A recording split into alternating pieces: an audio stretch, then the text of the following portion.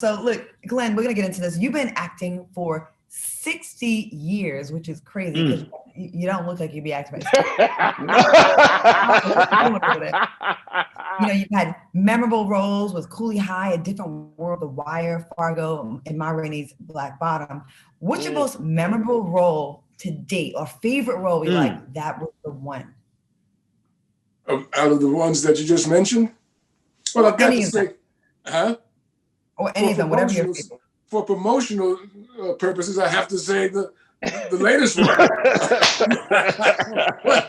what good answer. The man said. Ma Rainey, what are you kidding? Good answer. Greatest role ever. Big money, big money, big money. Tune in to see it because it's memorable. So you've got to see it. That's right. Well, of course, the curry product. But okay, how about your second favorite role? How about that? Oh, my second favorite role. Well, I always have a fondness for Cooley High. Preach in Cooley High, and only because it's such a good movie. I think it's such a great coming of age movie. I think it did a lot for our self-esteem as a people, and I think that's what keeps it at the forefront of people's memory. As a result, we had something that we could share with the world in terms of how and who we were as a community. And for me to be one of the spearheads of that. As a matter of fact, Larry Jacobs just did a drive-by today.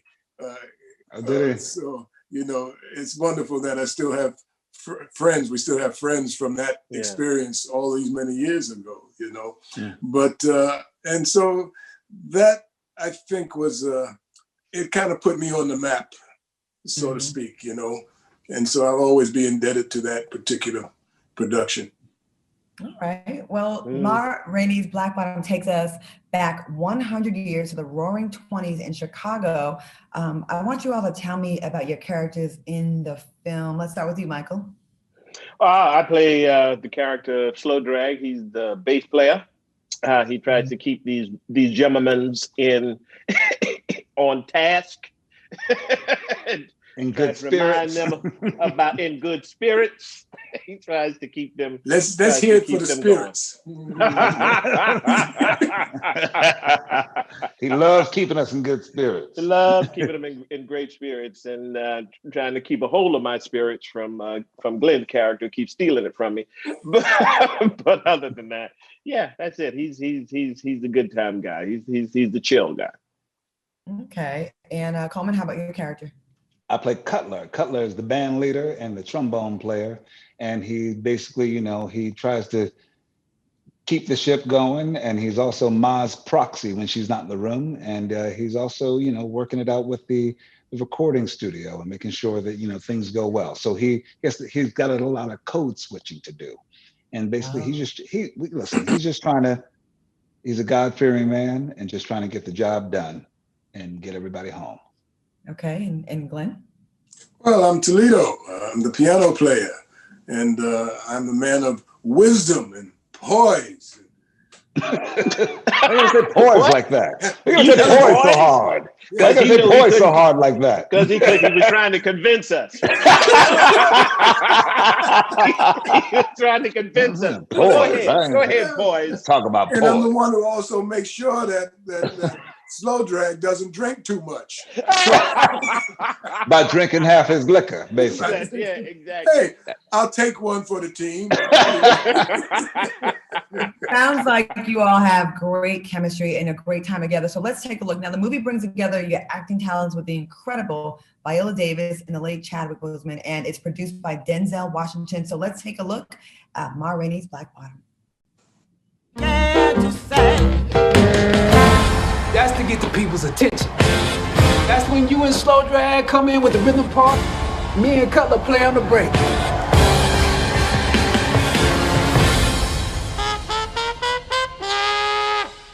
Levy, the sooner you understand it ain't what you say, it's what Ma said to count. Oh, let's I can't wait to see it. That looks like a good movie. I'd see that. I would see that. When that come out? That looks good. So, when you have Viola, Chadwick, Denzel, and yourselves all on set, the bar is set pretty high now. Does working with this caliber of actors motivate you as a cast member? I mean, y'all have our experience. I wouldn't say, I'm sure there's not an intimidation thing there, but does that make everybody just kind of like, does it make it competitive? Like, I got to step my game up? Is that how it feels? Absolutely. I feel like you're in the major leagues and you feel like everybody's bringing their best and you want to rise to the occasion. Everyone just, who has such a love for August Wilson's words and the tremendous responsibility that was put on Denzel Washington, where he's like, I think these stories matter. So you bring your A game, beyond your A game. And I think that's what we all did, which is why, to be honest, why we get along so well too, because there's so much mutual admiration and respect and a sense of play. And we had the time of our lives. Nice. Okay. Yeah. Oh yeah. And it's all that, when you hear these names that you're going to be acting off, of course there's a moment of intimidation. I mean, are you kidding? Look who's in this movie. Look at these, my two brothers here. Of course it's intimidating. And I know I have to be on point when I show up. So I want to ask you all, Denzel Washington revealed that he watched Chadwick's girlfriend at the time, Taylor, take good care of him during the filming of the movie. Now, Washington suggested that Chadwick should marry her, which he did in his final days. How was it for y'all to witness the love between these two and to see the comfort that Chadwick received from Taylor? And anything you can tell us about that? That was my favorite thing to observe between the two. I knew that Chadwick was a dedicated actor because I'd seen the work that he turned in his other projects. You can't turn that kind of work in unless you know your business, know what you're doing.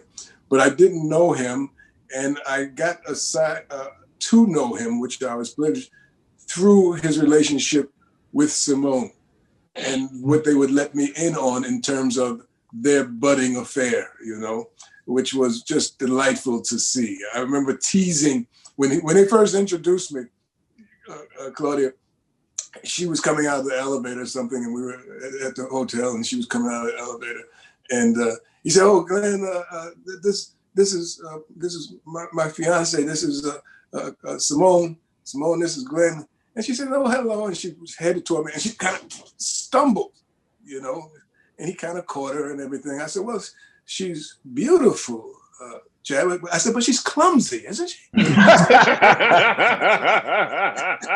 she kind of went, "Oh, yeah." And Chad said, "Yeah, she is a little clumsy." And we just had a great moment of just playfulness, and kind of kept that kind of vibe going through the whole thing.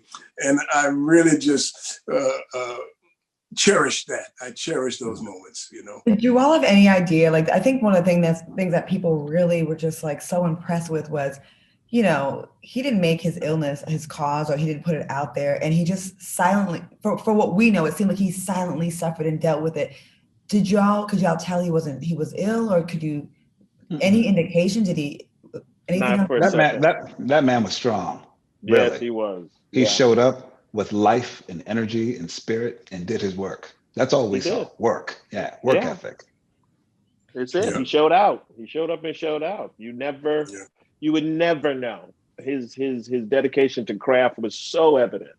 His work ethic was so evident. Well, like Colman always says, what Colman always mentions is that a famous line from him was, after a take, George was called cut, and we were getting ready to move on to the next scene, and he'd always say, "One more, just one more." Just one more. Yep. Yeah. And so, constantly. It's like, "Chad, we got it. We got it." He's like, no. And he would just grin and go, no, just one more. I need that's one more. Yeah. I take it that's a man that loves what he was doing. You know what I mean? And there's so many of us, I won't say us, but people that, make a molehill into a mountain, you know what I mean? And it's me, and I'm a victim, and something's wrong. And to know that this man performed at this high level, dealing with what he was dealing with, and would still be able to turn out excellence with no excuses. I think it's one of those things where, people can make a choice of like their purpose. And I feel like he was always so clear about his purpose. You look at every interview he ever did, any work he did, he put his all into it. And I think that didn't stop. I think even the night before, apparently his wife said he was making people, he was laughing, spitting some lyrics, some hip hop lyrics, but he was full of life all the way to the end, all the way. So special. I was going to ask y'all, but you kind of said it, y'all were some of the last people to experience his brilliance. And what kind of special qualities do you think that he has? Like, why is it that he leaves such a lasting impression on the world? Because generosity. Grace. Yes. Grace. Truly generous. A generous spirit in every single way. Well, he was also used as a vehicle. I mean, whoever the divine, who's ever in charge of the divine order of things, had a special assignment for him. Mm-hmm. The assignment they had for him was really just, it was this. The thing that hurt me beyond words was seeing how little Black boys dealt with the news of his passing. Yeah. Little Black boys who had a hero, a true Black hero. I mean, I never had that. That's new. We never had that. None of us had that. We never had that character, a Black Panther character that was from a place that only we were from. And so I saw a video of little Black boys doing a eulogy to him in their driveway with the little dolls that they had. What do you call them? The figures, the action figures, the Panther acting. And they were doing this, and they were literally sending him off, with the grandeur of that. This was our hero, and that visual will never leave my mind as well.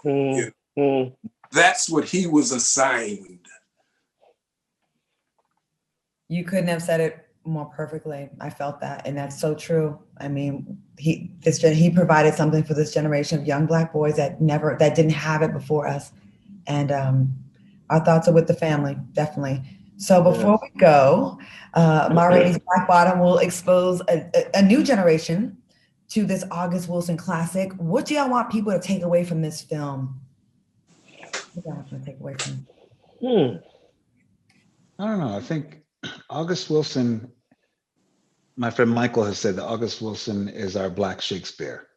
He really has Black people speaking the way Black people speak, talking about the things they care about with all this humor and heart and philosophy and ideologies. And we're not a monolith. We all have these different points of view.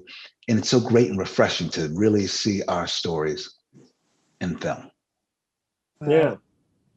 You three have been so fun. I did not expect to have this much fun with y'all. And y'all were a lot of fun. I really appreciate y'all, and I wish y'all the best with the film. I want to thank my guests, Glynn Turman, Colman Domingo, and Michael Potts from Ma Rainey's Black Bottom. Thank you for joining us tonight. The movie hits Netflix on Friday, December 18th. Make sure you all support this. We want this to have full support in big numbers.